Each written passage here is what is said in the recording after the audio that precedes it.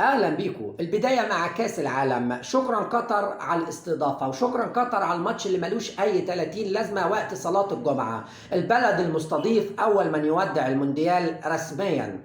منتخب تونس الشقيق قدم ماتش من الكتاب امام الدنمارك. النهارده امام استراليا ضاع الكتاب.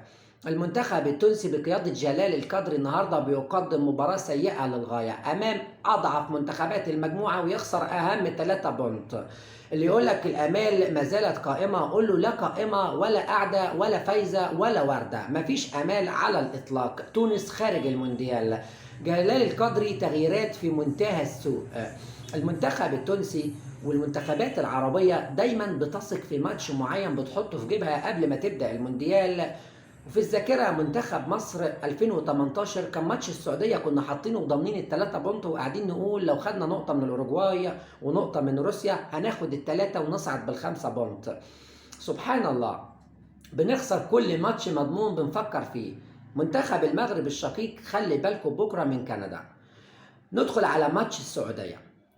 بصرف النظر عن ال2-0 وبنالتي سالم الدوسري، وبصرف النظر عن الخطأ الساذج في الدقيقة 80، المنتخب السعودي بيقدم ملحمة في كأس العالم، بيقدم كرة قدم من الكتاب.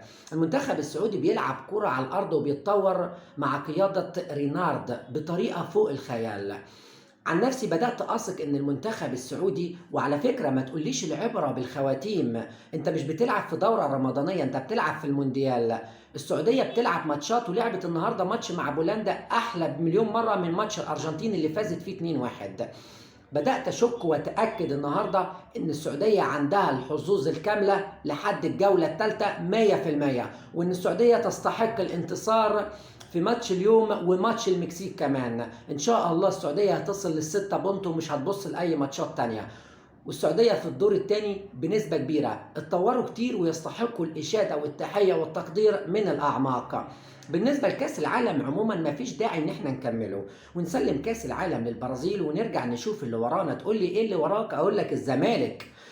وان سألوك عن المتعة قول لهم السيد عبد الله نيمار.